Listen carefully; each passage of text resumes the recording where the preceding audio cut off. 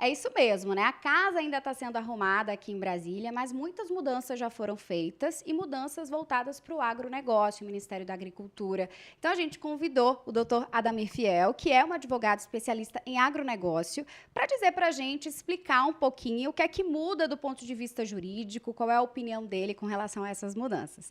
Doutor, vamos começar então. Mudança ministerial. Houve muitas mudanças.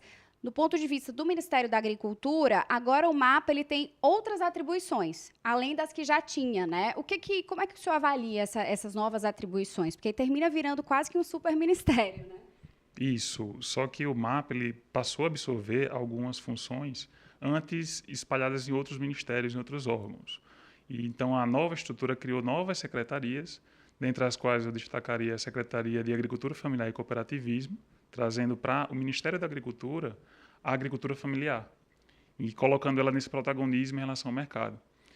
Um igual destaque também daria à Secretaria Especial de Discussões Fundiárias, Assuntos fundiários. assuntos fundiários, que passou a abarcar atribuições que antes também estavam em outros lugares, como, por exemplo, a demarcação de terras indígenas, que é um assunto que tem trazido muita polêmica, igualmente para a demarcação de terras quilombolas, o licenciamento ambiental e a própria reforma agrária. Isso pode trazer ainda um pouco de confusão para quem trabalha com agronegócio, para quem advoga como o senhor nessa área, porque antes procurava um órgão, agora procura o mapa. O que muda com relação aos processos anteriores, né, que estão ainda tramitando? Realmente são muitas mudanças em muito pouco tempo. Então, o profissional do direito, os próprios produtores rurais vão precisar se adaptar a essa nova realidade.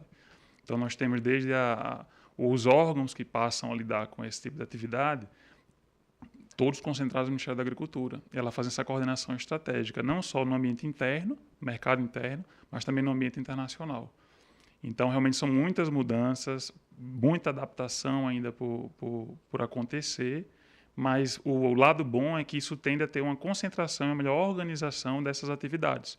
Então, o que antes, espalhado em vários órgãos, geravam impasses insolúveis, agora traz a possibilidade de, dentro do processo democrático, de discussão, pontos de vista diferentes, você ter um único órgão que decide. Facilita para quem trabalha com o direito? Facilita do ponto de vista de você não lidar com tanta insegurança jurídica. Nós, advogados, trabalhamos com segurança, com previsibilidade.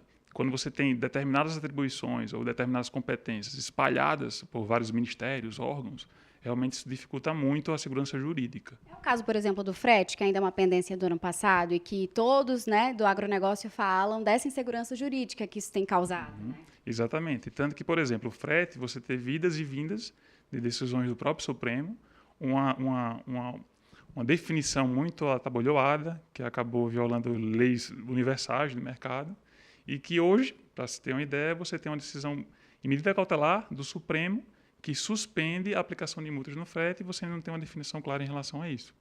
Então, realmente, eu acho que não só para advogados, como principalmente para empresários, a segurança jurídica, o ambiente de negócio estável é o foco de todo mundo.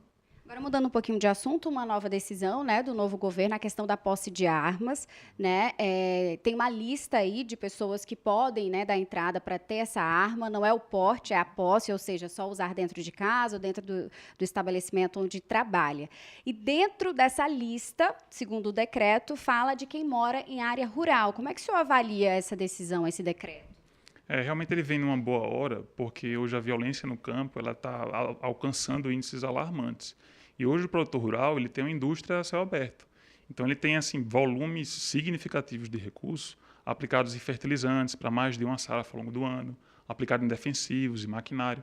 Então realmente essa legislação ela vem resolver um problema sério, grave, urgente do produtor rural e permite que o produtor tenha a arma dentro da propriedade e defenda o seu patrimônio, que é um direito sagrado e que realmente deve ser tutelado pelo Estado. Agora, claro, dentro de todos aqueles critérios, né? Não é que todo mundo agora possa ter uma arma e sair atirando por aí, que esse é o medo da população que não entende exatamente o que é que diz o decreto. Não, naturalmente, mas os critérios definidos pela legislação para se ter uma posse de arma, que considera não só aspectos psicológicos, ter a habilitação técnica para manusear um armamento, saber acondicioná-lo de maneira adequada.